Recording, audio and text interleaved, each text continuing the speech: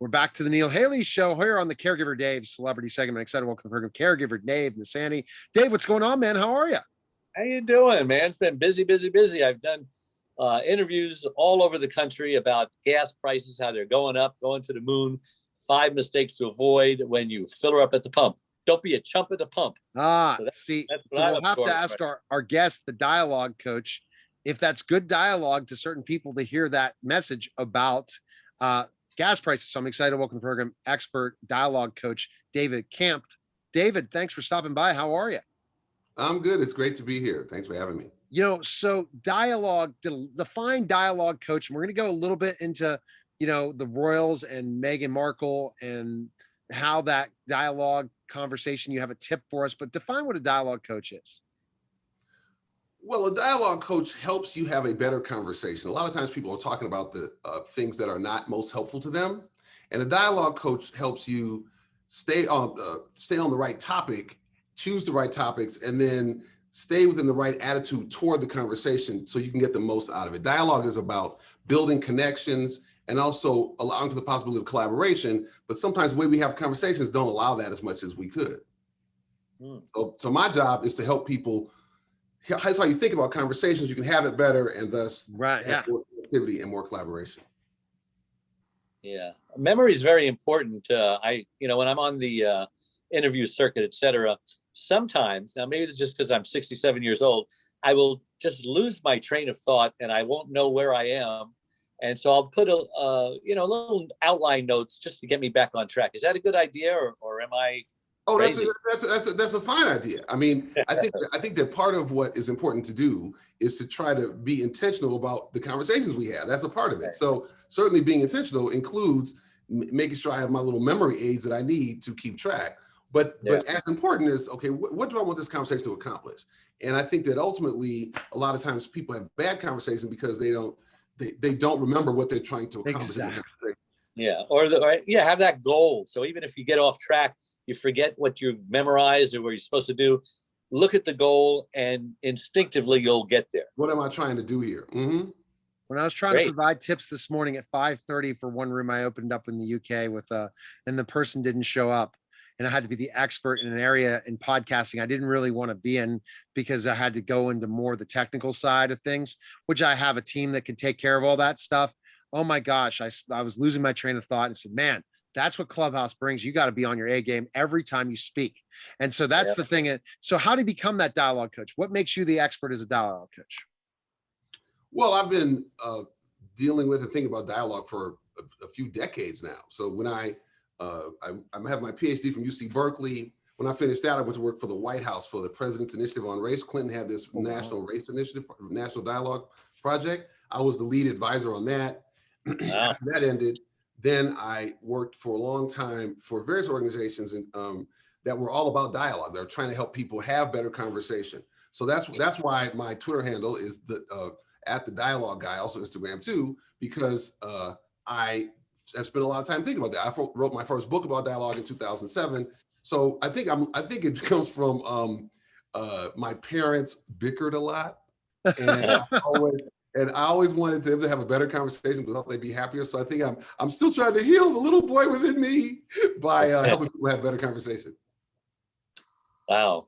Are there a lot of guys like you out there? I mean, I've never heard of a dialogue coach. You have got competition? Well, there are people who think about how to help people have conversations. Typically, for example, there are a lot of people in the world of like diversity, inclusion, equity, and whole race relations business who there's a whole bunch of those consultants, and some of that work involves helping people have better conversations. Certainly, when I approach that work, when I try to help companies or boards or nonprofits, my whole approach is how can we have a better conversation about these issues so that we can find more connectivity and greater potential for collaboration. So there are people who do that. Meetings have a lot to do with that as well. Dialogue per se. I was like, what? Right. I was saying meetings have a lot to do with that as well. Meaning a successful meeting that you have for a company. And how do you allow the dialogue to be productive, positive, yet not waste time? Right. So that's huge, isn't it? It's a huge thing. And part of what is a dilemma around even that is that one of the things that we know from the research about diversity and inclusion is that when you include more different types of voices, whether it's whether it's gender or race or thinking style or whatever, what inevitably happens is that it takes longer to come to a decision, but you usually come to better decisions, right? So yes, you're trading off, right, the inclusion question versus the efficiency time question. Those are important, and it's very useful to like think through consciously, what am I trying to get done on that? So you can thread the needle like you need to. Good, Dave. David, let's talk about race relations. How are we doing from 10 years ago, 20 years ago, 30 years ago? I mean, the country's so divided. Half of them think, what race problems? They got no problems. And the other half are saying, oh, no, we've got to tear everything down. Where are we really? Well, you know, it's funny, your quote of half and half is about right. That certainly is true. Like that, if you look at the polling data, like that's particularly true in the white population, that about half think that racism is a problem that needs to be dealt with, and about half don't. And so I often tell people that the real divide in this country is not between people of color and white people, it's among white people who look at this issue very differently. And so that's why I have this project. My company's called the Dialogue Company. I have a project called the White Ally Toolkit, which is all about trying to help white folks who think racism is a problem have better conversations with people who don't think it's a problem, and using dialogue skills so that it's not about calling people names or making them feel bad, but it's about inviting them to a new kind of conversation. Because I think if we're going to really move the ball on racial issues, the half of the people who think, half of the white folks think race is important, they can't be calling everybody a racist and kind of shame them. And, you know, people have these tactics that are completely non-productive. Like it doesn't fit what we know about neuroscience, what we know about persuasion. So what I try to do is to persuade people that there's a better way of trying to talk about these issues so we're less divided. And so, in terms of your question of how we're doing, I mean, there's progress, but that 55% of white folks who think race is not a problem, that's been stuck there for a long time. On the other hand, we see progress. Like in 1990, 60% of white folks would answer on a survey that Black people are lazier than white people. By 2016, it was 30%. Now you could be mad at the 30%, or you could say in 30 years, that's a lot of change. It's improved. Right, so I'm just saying how you want to look at it, right? And see, you can't compare people of any race, anything, and say, oh, but that's that person, because there's no way of looking at that. Everybody is different in so many different ways, and it's too bad that people look at that. And yeah, when anyone says race isn't a problem, it's a whole talking point, because racism is still a problem. You can flat out see it based on the KKK and all these different groups still out there, and discrimination that's going on in every area of life. And so I hear what you're saying, but the problem is a whole bunch of people don't see it. Like it would be great. I mean, it would be great if everybody saw it. But the nature of this kind of thing is that it's just invisible enough that you can just choose not to see it. That's why the whole thing with George Floyd was so explosive, because there's not been a time in the past where we saw a murder live, like live on tape, and saw the face of the murderer, right? This is an insight from Ava DuVernay, that we never see the face of the murderer, we just see the face of the victim. So part of why this was so different is because you can't avoid it. Well, in most of the time in life about racial issues, you can decide not to see something, and it's, you can decide it doesn't really exist. Wow. Yeah. So that's another thing that bothers me is the violence, and the way we are reacting to the violence, whether it's the violence from the left or the violence from the right. Why are we so divided, David? Right. Well, I think part of what's going on is that our society is changing, and it scares a fair amount of people. Right. And then what happens is that people who, so the insurgent group, people of color, et cetera, we make demands on the sort of traditional white mainstream that's in power. We make demands that they be different, that they look at themselves differently, that they think about who they are and how they relate to other people. And that's very complicated. Like, we make demands without recognizing that it's a headache to do all that. Like, people, if you're in an oppressed group, you're a woman, you're a person of color, right, person minority, you've been thinking about like how I have to manage myself and how I show up in the world forever. And you have years and years, decades of traditions of that. Most white people haven't had to think about that, especially white men. So we're now demanding they do that, but we're not recognizing that, that whole complexity thing, like, you have to do it, but it's a headache. We don't have a good invitation, out of compassion based on that. So people are demanding that they do that. And of course, people are like, I don't want to do that. And thus thus our politics are stuck, as we're afraid of these changes because the people who feel like there's negative impacted them, they're not being invited into another future. They're being demanded. Now, all they feel is loss. The invitation doesn't come with, here's how things will be better if we do that. It's just a demand, and people resist. So it's unfortunate. And part of the reason dialogue is important is so people can make a better invitation to this new future as opposed to just a demand. So looking at dialogue and looking at conversations, let's give you an example. On a talk show where two people, one person might be completely interviewing as a journalist while somebody else might be completely have their heart in their sleeve to ask questions that could offend the other person. And Dave, you know what I'm talking about. How do you create dialogue that makes sure that you re-engage each person as the host presenter to keep things calm? It happens even in clubhouse rooms.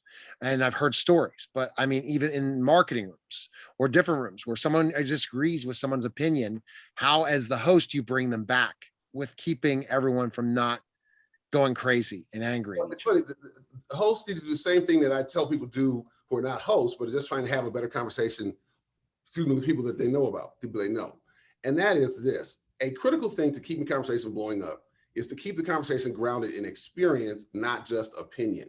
So people express different opinions, but what you want to do is to make sure you spend more of your conversational time on, tell me an experience that makes you think that. Right. So because you can refute somebody's opinion, but it's hard to refute their experience. So if you get people in a mode of like, I think this because of this experience or that experience or this experience, you're now in a whole different kind of realm, because stories, first of all, they affect our brains differently. They fire up our mirror neurons where we identify with the other person.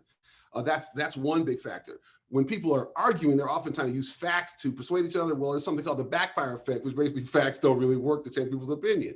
So if you keep the conversation mostly in the realm of storytelling and not in the realm of opinion clashing, you can make more progress. And then we're all making sense out of, well, how does your experience, how do I put that together with that person's experience? What does that mean about the world? We're working together to figure things out as opposed to ramming each other's opinions. David, what's your hope for America? Do you have a dream and a vision? I mean, I think of Martin Luther King says, I have a dream, where little black kids and little white kids can play together, and they'll be judged more of the content of their heart rather than the color of their skin. What's your dream? Okay, you want David's I have a dream speech. All right. Yeah. So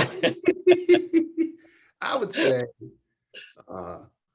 the dream is a future where we all can own the good and bad parts of our history. Yes. Right.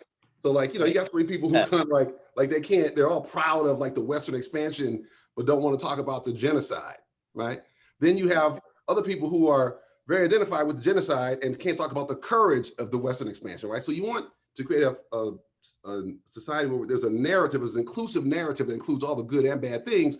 And we all can own that as part of our collective history, as opposed to that was your history or that was my history or whatever. Right. It's all our history.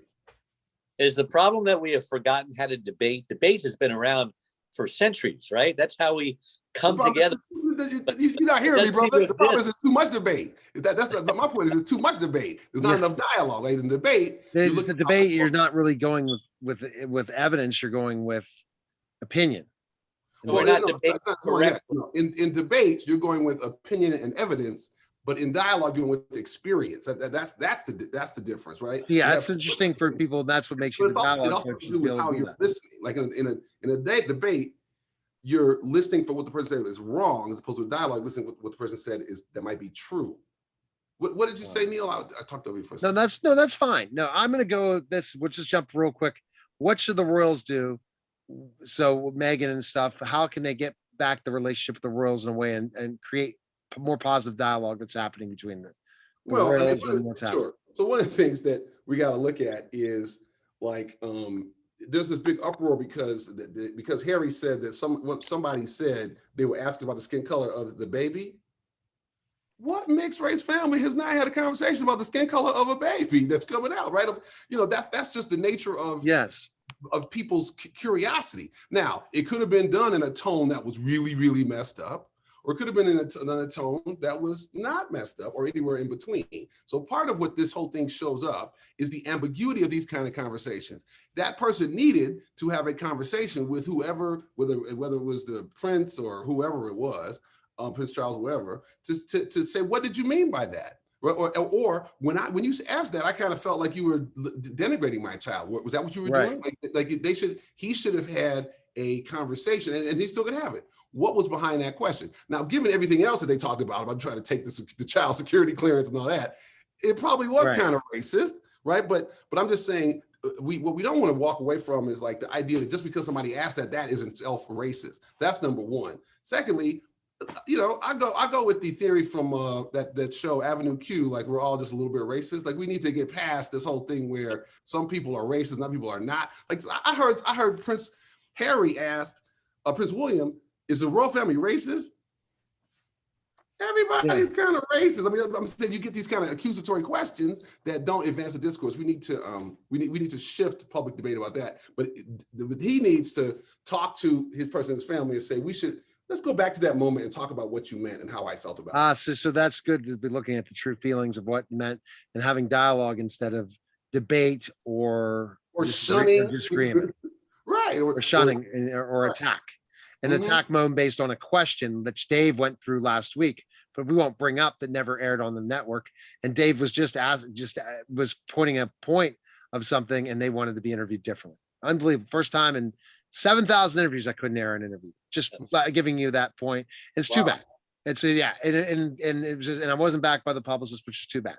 But if people listen to my show all the time, I bring it up in another conversation, and I'm having dialogue with somebody saying, I'm not upset about that.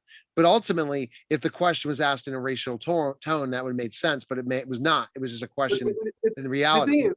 The thing is that there's so many possibilities, right? It could have been asked in a messed up racial tone, and Prince Harry got it right. It could have been that it was asked in a benign tone, and Prince Harry got it wrong, or could have been asked in a bad tone, and the person who said it didn't think it was a bad tone. Like these things are all. That's all part of dialogue. Okay. Right. So Dave, you're the caregiver. Go with your caregiver question. Very interesting conversation or dialogue we're having with the dialogue guy. So go ahead and ask your question. Yeah, the Royals are fresh in my memory because I just finished watching The Crown, and that was interesting. But I am a caregiver. My wife suffered a stroke when she had a headache 24 years ago, and she lost her speech, became paralyzed on one side. And so we struggle with dialogue. She still cannot talk, but she can communicate non-verbally through Pictionary and charades. And I mean, marriage is hard enough with communication. Wow. Take away the verbal part. Yeah. And but you know what? You be a special spot in heaven, brother. That's great. I mean, that's terrible to go through, but yeah, communicates through charades and Pictionary. Two games I hate, by the way, and I suck at. But I'm learning to love. My question is, everyone is eventually going to face some kind of caregiving experience. Either you're going to be one, you're going to have one. And what is your, if any, experience with caregiving? Oh, we should come back on a whole other show about that. I was caregiver. No, I do have a radio show. And on my show. What's that? I says I have a radio show to caregivers, and maybe you should come on my show. Oh, yeah. My mom became paralyzed in 2012, and they gave her 6 months to live, and she died in 2019 because of a whole bunch of effort by my dad and me and my wife and a whole bunch of, and they told her not only she had 6 months to live, we shouldn't even try to treat her. Right. So, I have a long experience of doing caregiving work. So I would just say that the most important thing in terms of your question is try to manage your situation so that you're not just doing logistical management.